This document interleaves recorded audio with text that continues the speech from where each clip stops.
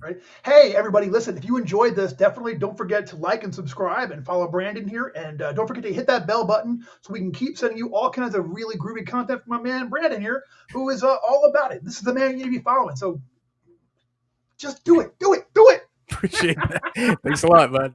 Hey, everybody. I am here with Brendan LaSalle to talk about Xcrawl Classics. Now, we've got to make sure we understand this. I'm Brandon. You're Brendan. Absolutely. But I've been called Brandon a lot of my life. So, just. That's what's so funny is I was going to ask you that. It's like, I always like have like a first question, like they don't know it's coming. And I was like, how many times have you been called Brandon? I mean, enough to where I gave up. I just answered to it. Yeah. When I ran cross country, Coach pulled Brandon. Like he wasn't even trying to get it right. So it's fine. But see, I have manifested it. I'm Brendan, like Brendan Fraser, like Oscar winner Brendan Fraser. There you go. Da, da, da, da, da. Way to go, Brendan. And I'm like I'm Brandon Lee, and I think I was named after, I think, Marlon Brando, even though it was Brando. They didn't want to call me Brando, so I think they added that little N there. But I was like, you know what? I've been called Brendan too, but it is what it is. I've also been called Brian, so who knows? I've gotten Brenda more than a few times. In like the first role I had in third grade, I was Brenda, and I had to correct her. And boy, did I get some Indian rubs on the playground that day. Brenda, so that's awesome. Yeah, it's awesome. 50 years later, it's funny. You know what I'm saying? Yeah. After what? That's how it kind of is. You just kind of like you just embrace it. And my last name's a botch too. I mean, look at that thing. Geringer. So yeah, it's pronounced Geringer, and so it's like all hard G's, and there should be like an umlaut over the O. But like I tell people, if I had an umlaut, they would just like take pitchforks and torches after me. They'd be like, "What is this?" I don't even know what to say. But I don't know. I think the metal guys would be into it. You know what I mean? Yeah, yeah, probably so. Yeah, that looked pretty hardcore. But we are here to talk Xcrawl Classics, and I'm going to I'm going to show the cover here of it, and I dig it.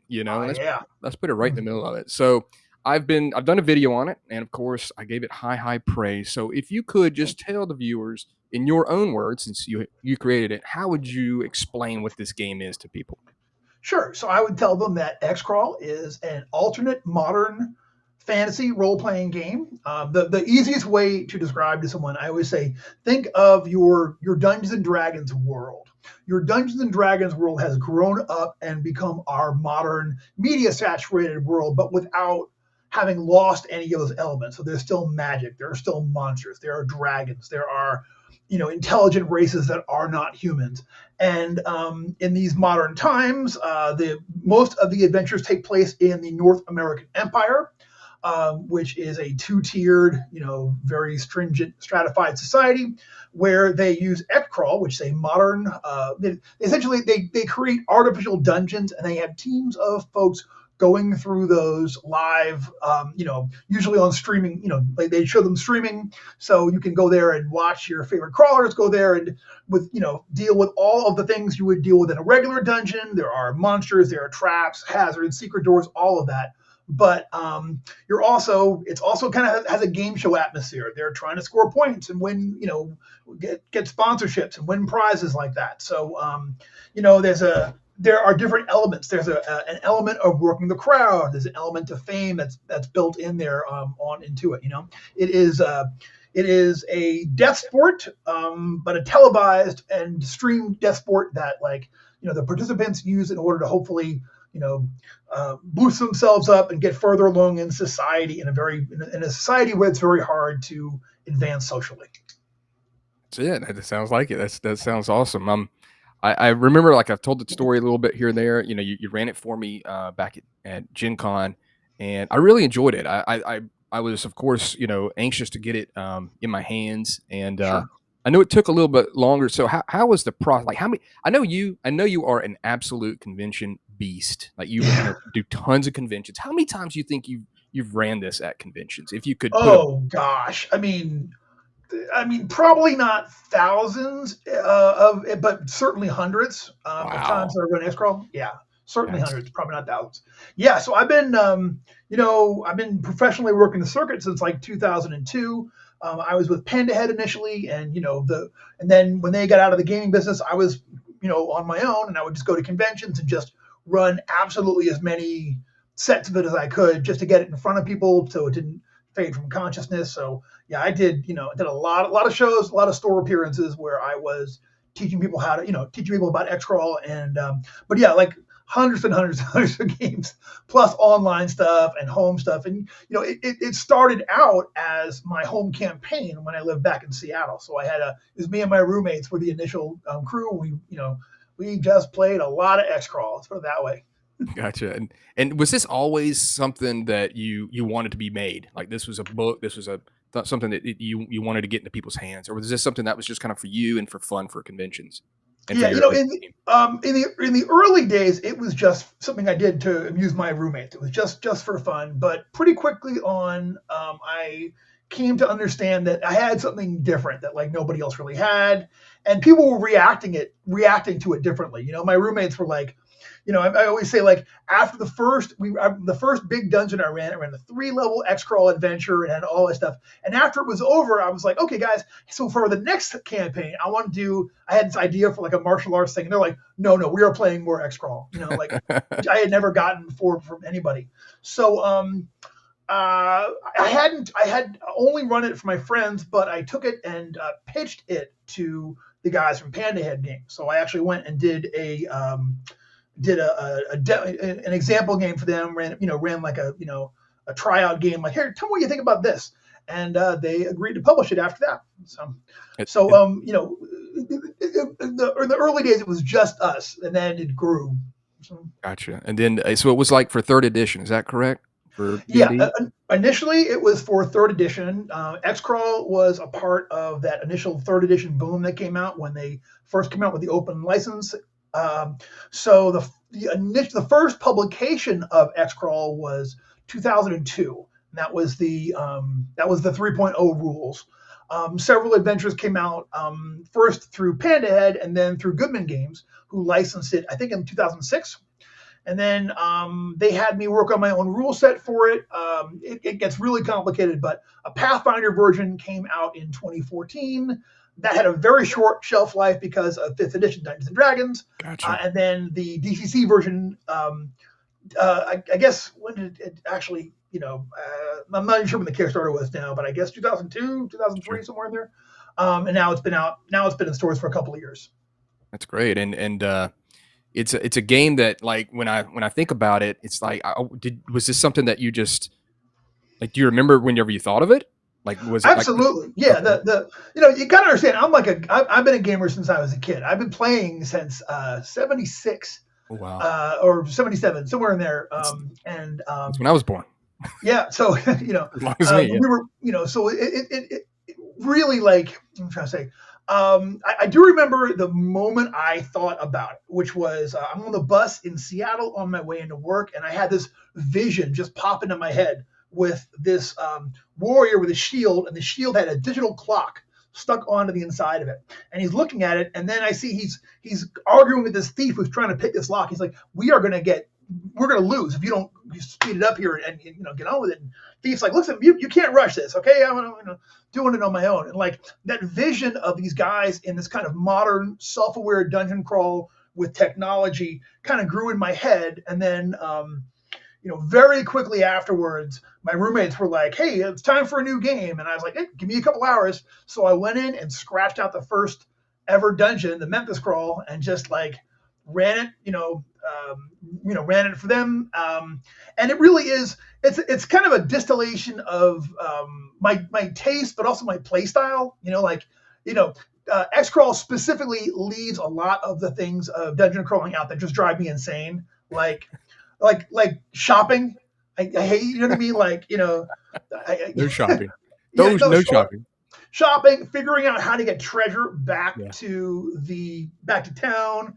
And mostly that whole thing of like, going to the tavern and meeting the guy and like negotiating for fake gold pieces over, will we go on this adventure or won't we? All of that used to drive me nuts. And I had, I had a lot of games where I just had players who just drag their feet. I'm like, look, I wrote a dungeon. go to the dungeon. I don't know. I want to go to the store first and see if I Yeah. can buy poison. I want to do it. And you're like, like, so it really kind of like, it sort of, the scenario kind of like moves past a lot of that. Why are we going to this dungeon? It's our jobs. That's the whole point of what we do, and, you got sponsored, you know what I mean? It made a lot of things a lot quicker. You didn't have to think, how are we getting this gold home? You're not even getting it that day. They're literally going to wire it to you, or, all of those prizes will just be delivered after the actual dungeon. So it skips a lot of that stuff, and then you get right to the action. It's just to the actual, the dungeoneering bits of it.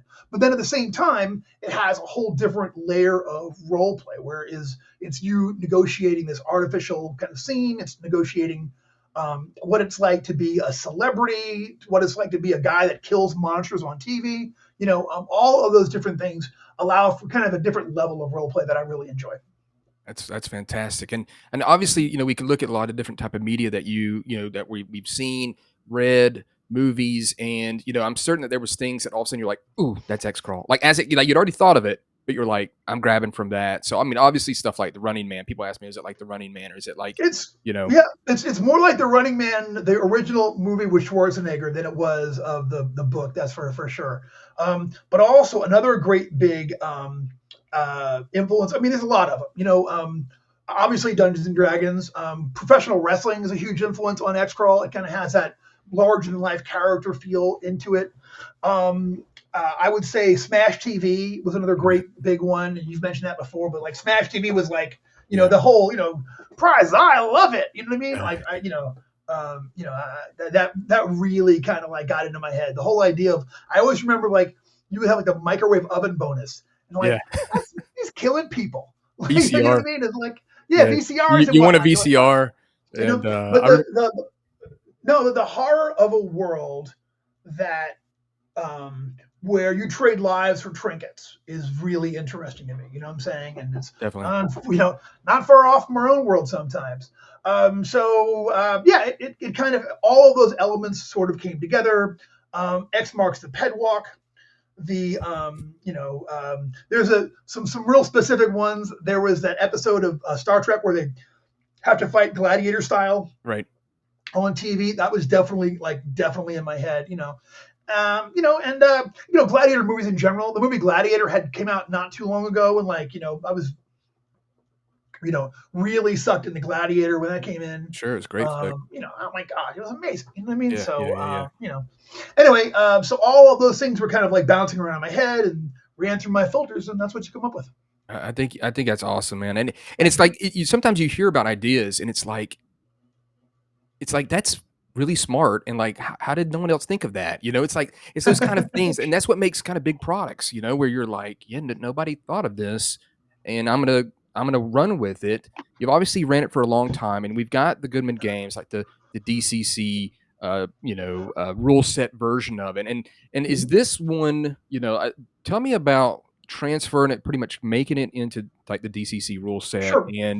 And like what this one is, this one like the big package for you, like the one where you sit back and say, there it is, I've laid it out, and kind of the process, because the book is got a lot of stuff going on to it. Like in my video I said it's the reason why I said it's the best Goodman Games core rule book is because it's very focused on what it's doing. It's all about this world, where I feel that DCC is giving you it's giving you a framework for all sorts of adventures and stuff like that. And Mutant Crawl Classics does kind of the same as well. This one all of a sudden was able to kind of like branch out and just say like, this is what it's all about, and it's all connected. So if you could just tell us a little bit about that, like just the, this version of it, the amount of work that went into it. Yeah, absolutely. So I will say this is absolutely the definitive version of Xcrawl. But I mean, that comes from having, written a core book, ran it 100 times, written another core book, you know what I mean? So, it's become more of itself the more I would work on it. But I'm just a better writer, you know what I'm saying, at a certain point. And also, like, as far as being, I appreciate what you're saying about it being like for a DCC product. I had all of those to work off of, you know what I'm saying? Like, DCC, really the Dungeon Crawl Classics, it's not a setting. It's really a rules system with it's got adventures in there. It's got gods and and ideas. But really, this is a rules thing that really isn't like, at least to the original core book, there isn't a hyper setting to it. And MCC to a degree is the same thing. I mean, it all takes place on Earth AD, but it's not. It doesn't really go into the details of the setting. But Xcrawl is really grounded in the North American Empire. So having that, as baked into the core book all the way through, it allowed me to establish, okay, these are the gods, these are the cities, this is what it's like to travel throughout there. This is what your experience is going to be like. Here are the job list, the professions that you roll up at the beginning. These are all things that I got to think through, because it's like, all right, this is really what you would have in this a particular world. And again, this comes from a lot of years of thinking about it and playing games and kind of seeing all of the cool things that that people would come up with. I'm very happy with this, more so than ever, and I really tried to both embrace the DCC side of it, but also keep a lot of the things that were really important to me from the earlier editions. The fans who supported Xcrawl through those earlier editions are so special to me. You know what I'm saying? Like I did not want to create a whole new game and leave out their old experience. So, I tried to transfer all of that stuff up there. It still is DCC-ish, but it breaks those rules somehow. You've got, you're not, if you're a half orc, you're not just stuck being a half orc class. There's other things that you could try to branch out and do along with that. I try to include half orcs and half elves and gnomes and halflings, because all of those things were in those original editions. I try to translate a lot of those monsters over. The adventure in the core book is the same adventure back in the core book. It's the same. It's like 20 years later, but it's the same, adventure that's down there. But at the same time, it has embraced all of the DCC-ness. You know what I'm saying? So it's got, you've got your spell checks. You've got your, unique classes. So the Pathfinder version that came out in 2014 had the Brawler, the Blaster, the Jammer. And I translated those classes and tried to keep a lot of those really cool elements from that era of it, while at the same time, making these recognizable as DCC classes that worked that mechanically worked in the same way. I didn't want to, just impose the old style on the new. I wanted to blend that. I hope I've done that, as best I could. And I've never been happier, you know what I mean? With the actual final product of a core book. You know what I'm saying? I'm super happy with it. I'm super happy with the art, with the adventures that's in there, and it's got a lot of ton stuff. So I hope that I've done enough to both bring in DCC fans and also to grab up, have it also be there for fans of the earlier editions. That's great. Yeah, that makes sense to me. And I'm just going to throw up a couple of the other adventures just to kind of show some people some different stuff. Yeah. And I definitely want to let you know that, for me, it was a book that I'd played it with you, and I saw what it was, and now, even though it was several years ago, I even see its kind of power is even stronger. And the reason I say that is because several things.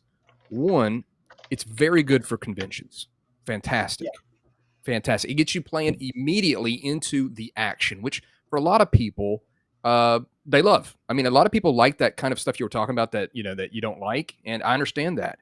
But it's a great convention game. And then what you've done is you've expanded it to a degree that I didn't really know was going to go in that direction, where this setting is alive and there's a lot more to it on that back end. And you'd alluded to that whenever you ran the adventure, and I was like, okay, I kind of see it, but now it kind of all comes to a head here. And I think that's where it's good too, is that you can do campaigns and you can do these adventures. You can make up really kind of your own dungeons very easily, and it's all going to be set within within Xcrawl, where Dungeon Crawl Classics. I feel like we're all kind of getting these really great adventures. I know that you've done and other great authors have done, and you're kind of using those. And some people make their own campaign stuff for it, but a lot of people are really, really strong with DCC. And I think it's neat that now you can actually you can do those and you can do your own. It's a real nice mesh, and you've got some great adventures that have been put out with and other artists, maybe other writers and authors have written stuff. But You said you had a story about this one here because it's definitely one of yours, right? Yeah, about this cover. So that's Doug Kovacs's art, instantly. And I had a conception for the flow of the adventure, but I didn't really have the big monster in mind. I wanted it to be this idea that they're going through this crawl, it's outdoors, and while they're doing it, there is a horrific monster that is, snatching up the hindmost the whole way. So the pressure's on throughout the entire dungeon from this horrific thing. But I didn't really have what that was going to be in mind. And I love working this way when I have the opportunity. So I just asked Doug, I'm like, Doug, I kind of explained it'll be Xcrawl type guys on a mountain. But I said, just do me a cool monster and I'll work that in.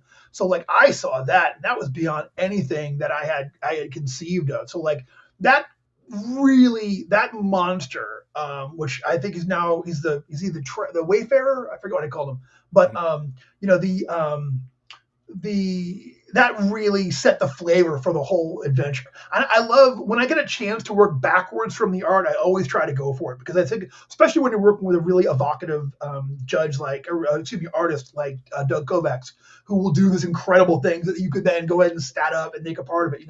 I couldn't be more excited about that. So I haven't had a lot of chances to work that way, but it's wonderful when you can. And it really, his art really, like the entire adventure kind of like became about this piece.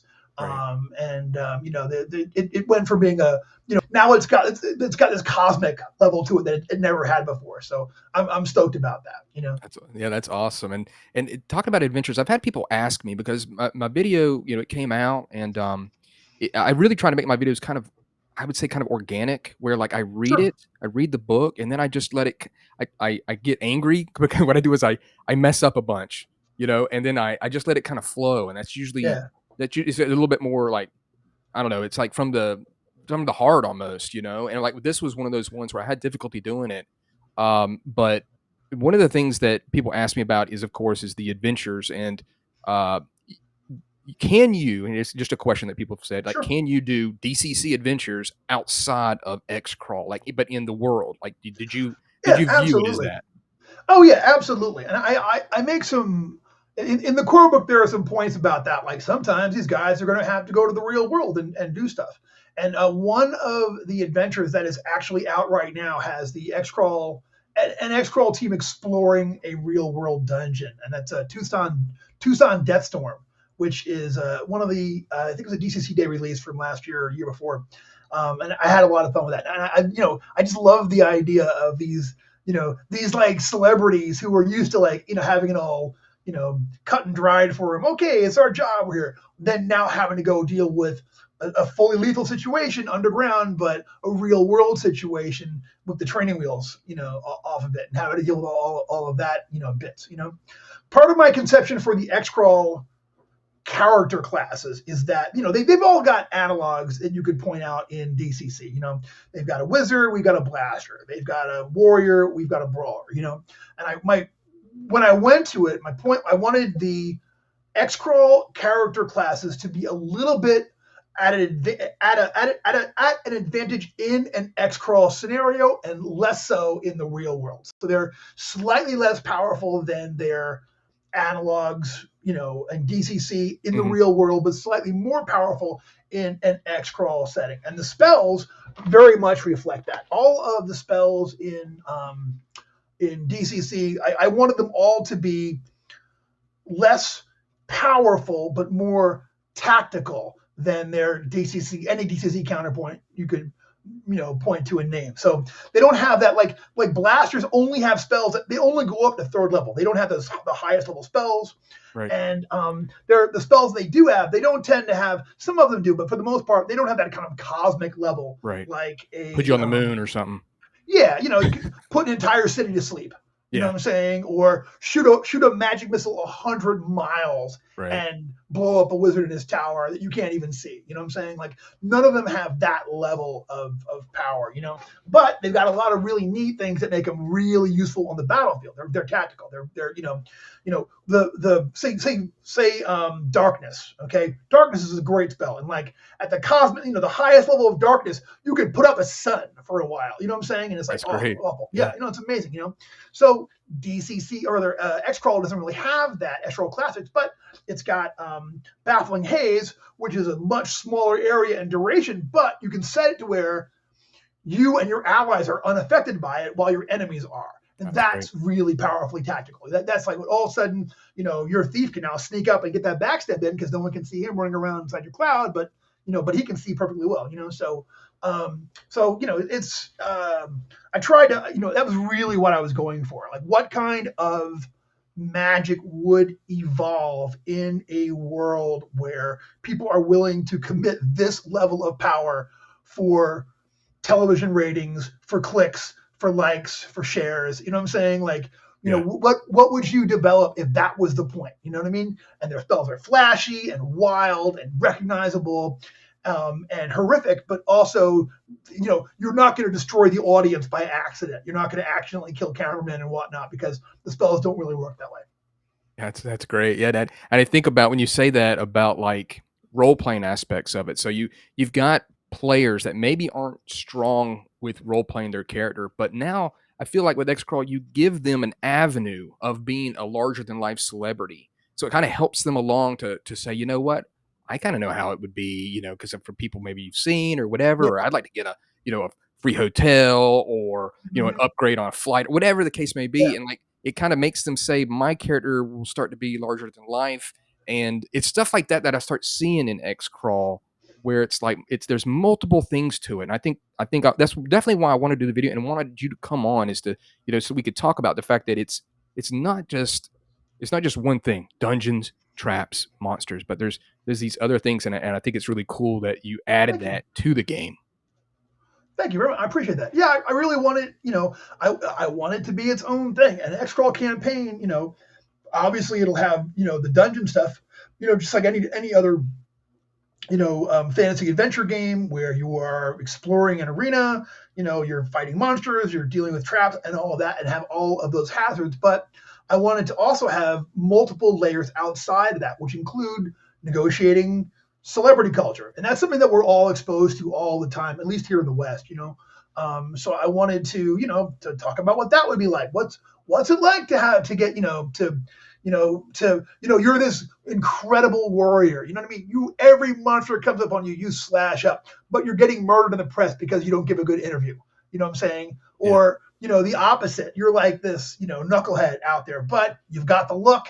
They love you out there. And so now, even though you're not the best guy in a situation, somehow you're the most popular person in the group.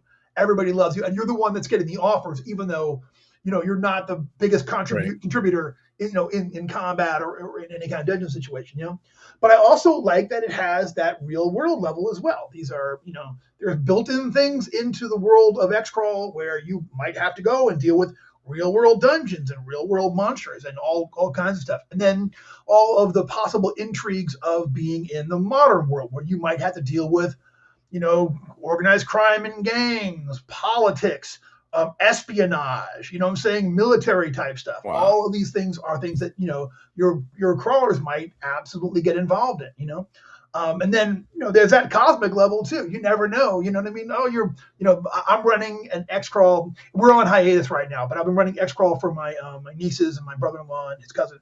And, their patron is constantly sending them on, adventures outside of their normal plane. Like, hey, I want to increase my fill in the blank. You do? Well, here's what I want you to do. And so they're off there going off and checking out real world and modern stuff and fighting their way through, which is so much fun for me, And then once again, here are these Xcrawl dilettantes. You know what I mean? Like they're used to getting a limo up to from the hotel to the arena where they fight.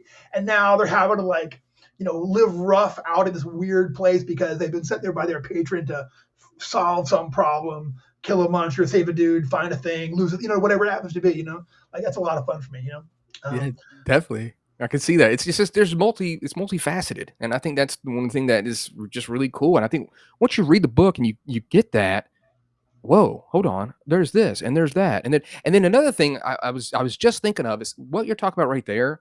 And I feel that this is almost kind of like the opposite a little bit of DCC, in which you are actually working your character. You are building up your character. in a DCC, we're so used to our character quickly, instantly dying, and not really having much of Yeah. a back history, a back thing that you created through your adventures. Because you are so ready for your character to die. So I feel like it must be that when you're going to make legendary, X crawlers, these great heroes that are going to have a bunch of fame, and then they're going to die, and it's going to be like, oh Yeah. no, that guy Yeah. died. And then You know? and like one of the chapter breaks in there I love, and it's like the thing I always wanted to see, which is like the people who are watching, they're at home to, to cheer on their favorite, and clearly there's been a tragedy. They're all like, no, Not him. Yeah. and that's exactly, I think one of the things that I postulate about the world is that it would become a kind of addiction, that level of action, and like the thrill, like of like watching something, like, we all love basketball, but no one thinks, Dennis Rodman is going to get murdered out on the court. There's like, Right, what I mean? right. Almost no chance. Yeah. He might, have an ACL tear or something like that, but like, Yeah. you know what I mean? But like the very idea that like every time they go in there, it's life or death for them and anybody they face. I think that would become kind of an addiction where you wouldn't be able to, you would like plug into your favorites there, and you just couldn't tear away. And that's sort of like what I'm counting on from a statecraft point of view. Why did the Emperor institute Xcrawl? Well, now all the masses are all focused in on this incredible contest with magic and monsters and, heroes that you can really get behind. And that allows him to do whatever dirt he wants to do, mostly unchallenged. You know what I'm saying? It is a bread and circuses style distraction for the populace, and keeping everyone's minds occupied while he does evil authoritarian nonsense. Yeah, I feel it, man. It's just neat. It's neat talking to you because it makes you just start thinking more and more and more about the game, and that's why hopefully people like will see this and be like, wow, that I thought it was maybe just like this, and then that was it, but there's really more. I want to throw this cover up there too, Isn't that wild? Just a great, and I find that physically they really stand out, these covers. And I know obviously this is not your art, but like no. The team that you've grabbed to do the art all throughout the book and the adventures and the cover. I mean, of course we've seen them, but it's there's something about this. It has to do with like the like the name of it, like the way that the art is for the name, for the logo. It really, and it's full, since it's full cover. When I got them, I was like, man, this is really stark and really kind of explosive.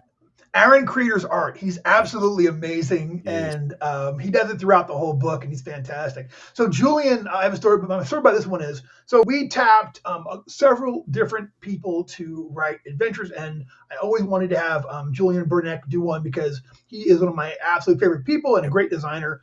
And I reached out to him. I'm like, yeah, we'd love to have you do a adventure for the Kickstarter.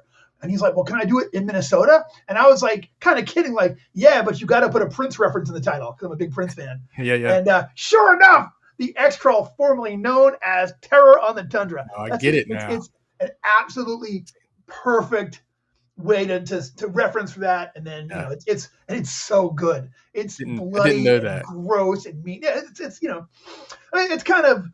I hope that all of these adventures kind of have layers. You know what I mean? You can kind of like go through and sort of find all kinds of neat stuff. But this is all about my man's Minnesota experience, and I don't know what that particular image says about what Julian must have been like in elementary school, but I can only imagine.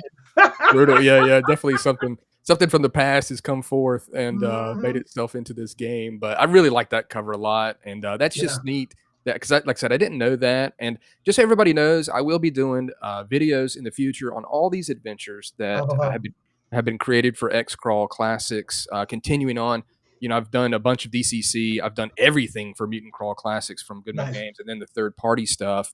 I've moved on to that, and so Xcrawl will be right alongside with all those, continuing on with the Goodman Games videos. And I always really appreciate it. And that's the thing too is. And I know that, some people that have been maybe watched recently in my RPG drop-ins, Brendan will hopefully join us for those. If you watched our live streams, we have a lot of fun, and I think it would be great to have him show up randomly. That's the thing, is just all of a sudden someone shows up, and we've talked about the community. We know a lot of people, And all of a Sure. sudden it's like, hey, I know you. Even I follow you on Facebook. I've got your products or what. So it's kind of neat to just come out and say, here, I drop in and this is the product. Cause I always let people know, hey, what game do you have? And what's the future for you? What you have a Kickstarter, what's the future project?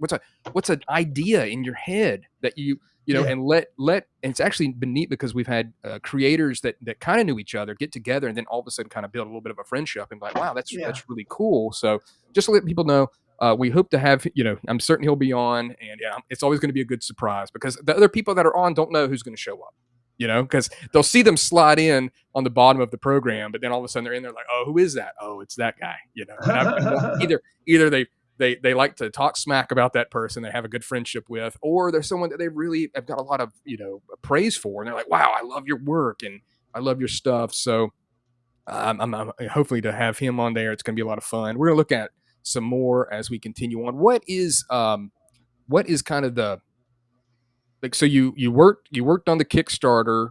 Like, tell me about how that process was, because you obviously did a ton of work on this book.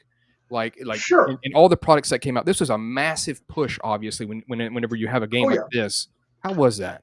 Sure. So for me, I started actually working on the manuscript pretty early on. So I want to say it was 2015. I think it was Gen Con 2015. I met with Joseph and he said, we are not going to be able to publish any more Pathfinder Xcrawl adventures, no more Maximum Xcrawl.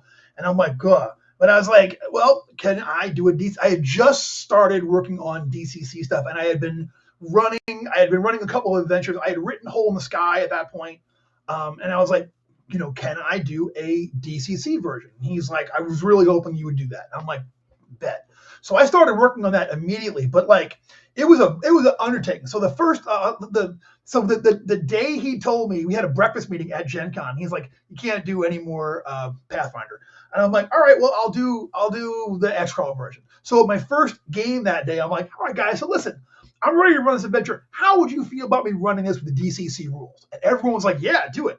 So I just improv'd it. You know what I mean? The adventure I had was all written out and broken down for Pathfinder. That's the beauty of DCC, is that it's a system where you can actually do that. So I just kind of hooked it up. But it was, and right away I noticed that like it was too much. The spells were way too hideous. You know what I'm saying? Like, people were just stuff that couldn't help but like change the entire reality. You know what I mean? Like blow up the arena or whatever, or affect things. Think about a sleep spell, maximum level sleep spell in the Xcrawl world, where it's thousands would die as guys on the freeway fall asleep because they were in the radius, and everybody in the stands crashes, and you know what I mean? Airplanes going overhead. Guy working on a house falls off. Yeah, exactly. Yeah. You know what I mean? The guy cooking falls into his, oh, God forbid. Yeah. But it's like so it was like, all right. So the first thing was I realized now I was prepared to do all new classes because I wanted to translate the classes over. But it was like, oh, we're gonna need new spells too. You know what I'm saying? So it's like, I like that. But that was cool. So I mean, for a lot of them, it was such a good time. Working on this book it's like anything creative. It's frustrating too, but I had such a good time doing it. And I went back to, there were a lot of spells I had written for Xcrawl that came out in the Guild source book, which was one of the Panda Head releases. I think that was like 2003, 2004, somewhere in there. So I took a lot of those. And translated those into the DCC style spells. So very often, the weave spell, for example, weave lets you kind of make things out of air and have them. So in the old book there were 4 spells, and it was weave weapon, weave raiment, weave armor, and weave something else. There were 4 of them, So I just took them all and I loaded them up into one spell. It was weave, and depending on how high you roll, you can possibly get any of these things. So at low level, you can have an outfit. Higher levels, you can have a weapon, a piece of armor, or that kind of thing. You know what I'm saying? I tried to I drew from all that, but then a lot of it was just like, oh, what would it be like? What would it, and this is something I really learned from Michael Curtis. It's like spells as world building. You know what I'm saying? So like I don't know that anyone I'll never hear back about it, but one of the spells in there are the 7 Agents of Fate, which if you read that, I think it's a 3rd level blaster spell. It is clearly let's just say an homage to a very popular fantasy movie out there that if you read it and you know it, you absolutely can't miss it. But the idea was that in Xworld, they, as a promotion, they did a one-time release of this new spell just to promote this movie. So the spell is, they only create a spell to get people to go and, watch the movie. And they think, oh, they won't even care, a year from now. It'll just be a one-time hype up thing. But of course, it becomes popular, and they didn't copyright it, so now it's just out there in the world. And everyone's just, they should have copyrighted it, But a lot of the other spells are copywritten, and like I always think about that. I think about like the old like Tensor's floating disc. Right. Like the American in me is like, is Tensor getting residuals on that floating disc stuff? Like, shouldn't he get a little something on the back? Yeah, a little something. A little something. So that's the whole point of all of the spells in there. They're the same spells, but what if this was done in modern, capitalism America, where it's like, hey, you want to cast Melson Schlapp's 2D Dwemer? No problem. Ching! It's going to cost you cast that, he's getting paid. Yeah. That's amazing, man. I mean, really, it's really thinking outside the box. And I see you had a little love for this adventure right here. Oh, yeah. This one, Death in the Dungeon and Tomorrow. So this brings back one of the principal villains from the old days, which is, of course, Carly Danger. And like every iteration of Carly Danger, she gets more and more dangerous and popular.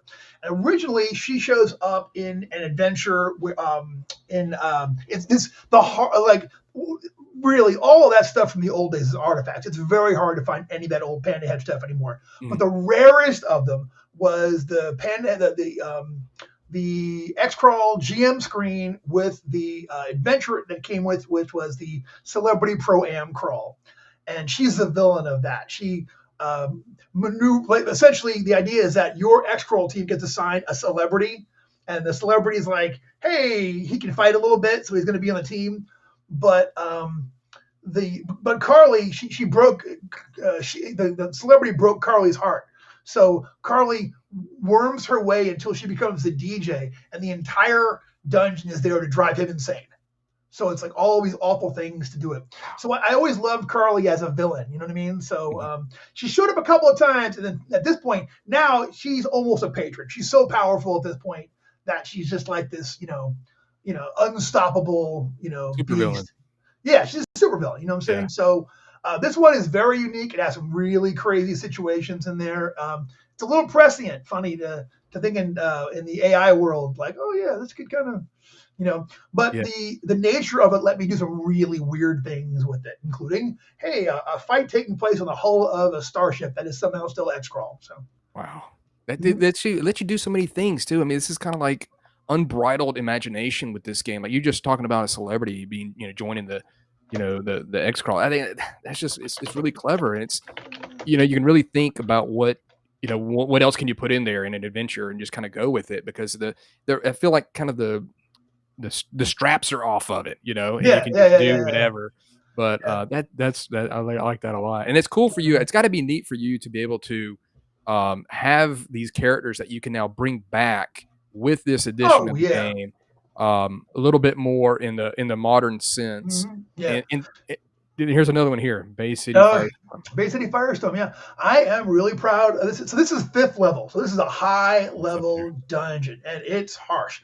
But I really am very, very proud of it. I think it's that I love that cover art. I think that's wild, and it's challenging. You know what I mean? This is a rough dungeon. Yeah, 5th level. It's not. Yeah, and it's like, I've run it several times, and I've had a couple of TPKs in there. Like you wouldn't think a bunch of 5th level guys, but like. It's designed to challenge you, and it's done so in a world where you've got your DJ, your dungeon judge, who's designing the dungeon for everyone to go through. That judge, if they're doing it right, they want to walk a line. It can't be a giveaway, but it can't be full lethal either. They gotta it's got to be that chance. So whenever I design anything for Xcrawl, my philosophy is that the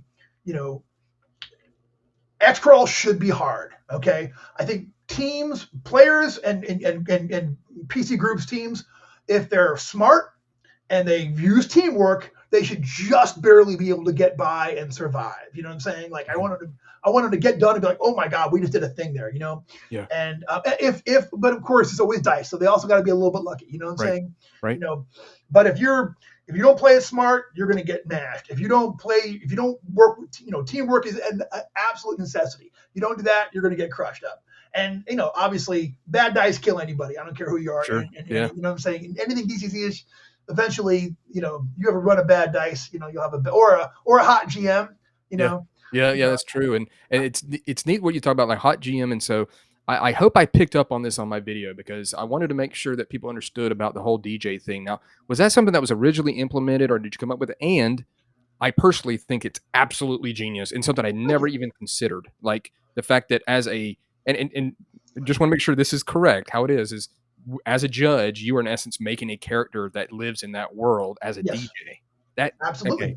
Could you tell us more just about the DJ? Because Sure. Honestly, I think it is an absolutely incredible idea that I wasn't expecting. And when I knew about Xcrawl, it was all of a sudden a whole nother new thing that came into the fray where I went, whoa.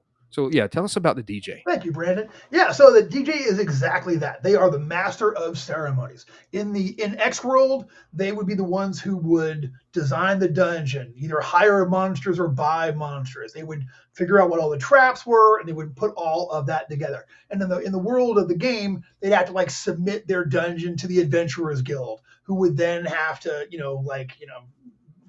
approve or disapprove all of it. They'd run tests through it, and then they would go ahead and do it. So your dungeon judge is reactive. They can react to the action in the game. They can actually, if you guys are cheating or messing up or being disrespectful, they can real quick, make some changes in the back end and make everything just a little bit harder. Or or it can go the opposite. You know what I mean? If you're cool and then you guys are good sports and everything, hey, maybe they throw you a little something. But the idea that the dungeon designer is a part of it and is really like your opponent. You know what I mean? So it's not, I don't like when role-playing games are adversarial in the sense that it's the judge, the DM, the judge, however the GM, however you want to call it, that they're actually coming after the players to I'm going to kill all these guys today. Shouldn't be like that. You know what I mean? But having that person in there who's your proxy inside of it, that's awesome to me. You know what I mean? They're mad and then they're doing it. As the actual game master, you should be trying to run a balanced adventure. To me, it shouldn't be ever about just killing all your players. It should be, I say it all the time, the highest law is fun at the table. I want, no matter what happens, I win, you win, monsters win, whatever. I want everyone walking away from the table going, oh my God, that was so fun. I can't wait till we play again. That's the goal, So I don't ever want to be like, I'm going to get these guys. Not really. I play like that. I'll front like that. And I'll try to, you got to make it challenging. You know what I mean? I want it to be just to the limit, but I'm never trying to go out there and kill one, let alone X amount of characters. But your DJ, they might be a little different. You know what I'm saying? They might play it. That's great. That's a great idea. So they've been baked in since the original. Okay. The first ever Xcrawl dungeon I ran, it was the Memphis Crawl, and the DJ was DJ Cudgelup, who was based on my good friend and a great dungeon master growing up, Julie Klugman, who I played with in New York, who was just like a absolute bad A. You know what I mean? Just supreme, And I thought when I first started thinking that, I was like, who of my friends would be Julie? Julie would kill it. And you know why she would kill it? Because she'd be besties with all the monsters. That's why she has the part of the lore of the Memphis Crawl is that she has this goblin squad she's been working with for generations of goblins. They're the Cudgelup dancers. They're her they're arena killers, and they're a dance squad. And that's what she would be. She would be all their besties. And they would all worship her and go out there and give her 110% every time they were on the floor. You know what I'm saying? Yeah. So that's great. So yeah, they've been there since the beginning. That's fantastic. And of course, we got this cover here that spotlights the DJ really. I know, right? Oh, Chuck Whelan. Yeah, that one. Chuck really took the DJ thing out to levels, but I love this cover so much. Yeah. So this is all. So if you're watching, Dooms to Go is a book which has just a bunch of additional rooms that you can add to existing dungeons. So you can just take, if you want to add one more encounter to this, you've got a whole bunch of ready-made encounters that are a lot of fun and really intricate. Bruce Cunnington did that one in particular, with the one that's based on, which is Drakes on a Plane, which is a fabulous adventure that I'm super, super, super proud of. Eric King did one of those, and Joy Royale did one of those, and Kojo did one. Brian Courtmarsh. I know I'm not thinking of everybody, but like Sure. just an all-star squadron of great designers with that fantastic, cosmic, level to it, which I'm so happy with. And this one, I like the cover of this one. It's the booth. It's what's clearly an artificial plane being attacked by a real dragon, and the cameras that would clearly be inside so that you could watch what all the action was. You know what I'm saying? I mean, I just love that. Yeah, it's an absolutely great one, and a lot of some of the art every once in a while remind me of Mad Magazine a little bit. Mad Magazine, Chuck's thing is really very Mad Magazine-esque,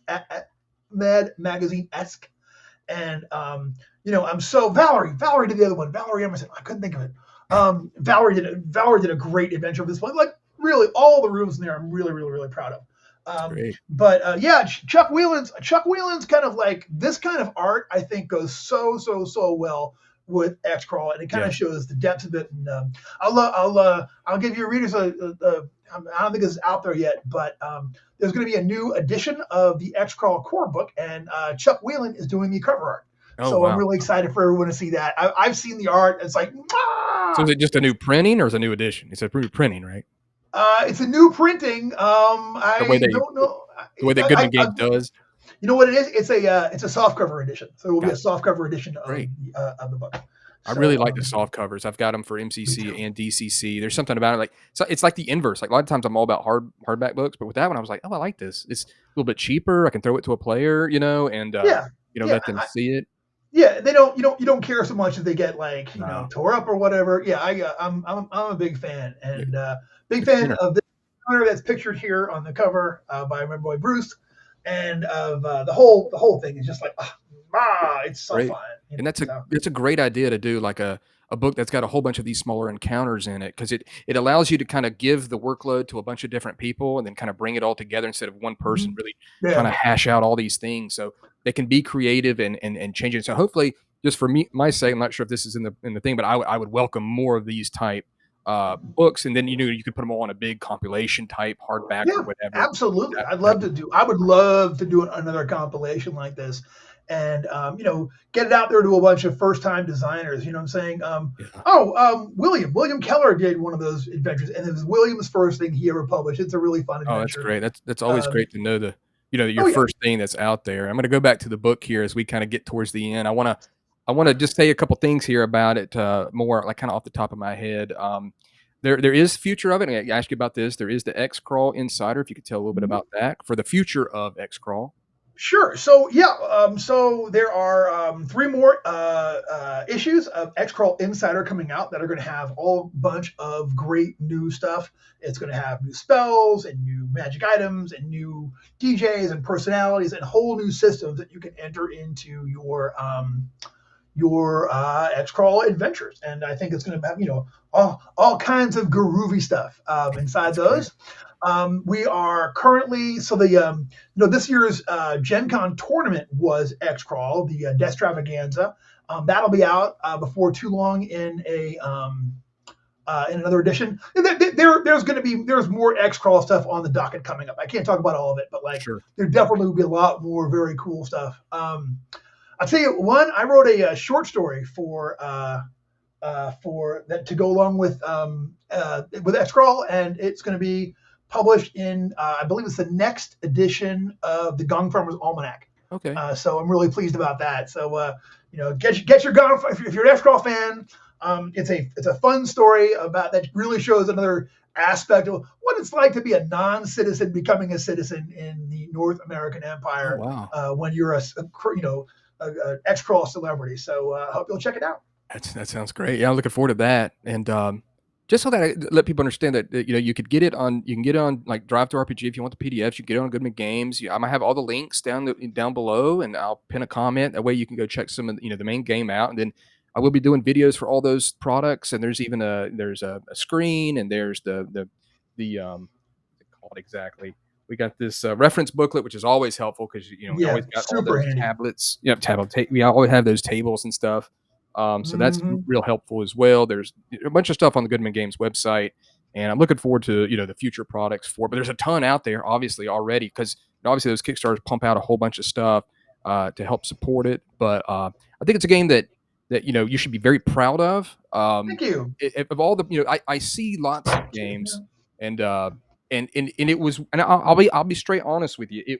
It surprised me. It surprised me in a very positive way, and that's why I've kind of been so vocal about it on my live streams and with my video, because I was like, whoa, I see how this can do a lot of stuff that's just a little bit different and a little bit out there if you're willing to kind of embrace it, and you can really visualize it very easily, especially if you've seen some of this other entertainment that's out there. But I feel like it's something you should be very, very proud of. Thank you so much, Brandon. Thank and you. everybody that's done adventures and stuff for it and worked on it, the art is fantastic. And I do agree with what you're saying. I almost feel like with Goodman Games and these products, it is something that has kind of like it's just matured into this with the different version, different games in the past, and seeing different adventures and core rule books. It's like this was really kind of refined. Is what I would say. It's a refined game with a solid sense of its setting, really exciting, gets players. And that's another thing in today's modern age, with what you were talking about with hating kind of the stuff of other adventures, with kind of fast, easy, accessible entertainment. This kind of goes right along with it in the fact that you're immediately in the adventure. You can immediately get someone's attention. They've got to pay attention already to what traps or creatures are in there, and they're not going to be maybe bogged down so much by the other players maybe wanting to haggle over this or drink in the bar and get drunk and have a fight when you want to do something. So I definitely see that in its concept and its execution. So again, I think a lot of people that make products, we maybe we'll do a video on or something, but I think people that make really good products need to know that, hey, you did a really good job on this. And Thank you, man. I Thank you so see much. tons of products. And I just did another video the other day for another game, and I let the guy know. I said, in the end of that video, because I knew he'd watch it, I'm like, you've done a really good job, because I just don't think people get enough. They don't get enough credit. It's a lot of hate or anger about something like this or negativity, but not. I want to make sure people know that you should be proud of this product. Well, thank you so much, Brandon. That really means a lot to me, dude. I really appreciate that. And I hope everyone's, I just, like I said, fun at the table is the highest law. I just hope people go and have fun Xcrawl games, run fun Xcrawl games, and just have a blast with it. You know what I'm saying? Yeah, I wanted to walk that line between it's ridiculous, it's deadly serious, it's right there in the middle. So hopefully it's a lot of fun. And, I hope, there's, like I said, there's third-party stuff out there for it, and I hope that'll continue to be a part of it, and that, folks will get involved and see more and see more of it. I think they will. I think they just need to give it a shot. And if you are at a convention and you see Brendan LaSalle is running this game, running any game, I highly recommend you try to get on his table. You're going to hear nothing but praise from all of us that are kind of part of the community, friends of his, people that have played in his games, extremely memorable. So look for him. You're going to get just the absolute experience for Xcrawl. With this, if you see him out in the convention, because I know that you just pound the convention circuit, something fierce, and that shows dedication, So I appreciate you coming on, and hope everybody will look for my future videos where I look at every single one of those adventures, and then the third party. Oh, my man. Yeah, I appreciate that, and so I think again, I just want to say I think you've done a great job, and hopefully people will check out this game. And they'll have a lot of fun. I know they will. I mean, that's the thing, is that if you like a lot of this stuff, the system's great, the art's awesome to get you involved in it, to get visual. And then just a lot of the stuff you did, I think, is just really to be applauded. So I really appreciate you spending your time here on the channel. Happy to. And I'll try to drop in, Yeah. I'm going to try to drop in randomly to one of your things sometimes. Be like, what's up? So. I'll tell you, and people will, and that's the thing. You're a lovable dude. I mean, come on. We all know this about you. And so, that's what you're playing. Oh, Brandon's awesome. I know I've told you, I was like, hey, we hyped you up again on one of the drop-ins. So I'm certain whenever you come in, I wish there was a way I could hide it completely, because the people that are in can see who's showed up, but they may not know immediately. I've got to drop you in real quick, and they're going to be like, oh, Brandon's here. So I'll wear my COVID mask. Yeah, there you go. We'll change your name up. And then they won't know until it's too late. That's not a bad idea. already coming up with good ideas. I'll tell people you need to wear a mask or do something. Change your name up. Don't have your name be your name on the screen. But yeah, I appreciate you coming on. Everybody, check out Xcrawl again. Check out the link. Go take a look and see everything that's out there. And stay tuned for more videos. Thank you so much, Brendan, for showing up. You are very welcome. Thanks. And if you're watching out there, definitely support Brandon's channel and all of his stuff. Follow him on all of his socials. And we'll see you around the community. Cheers.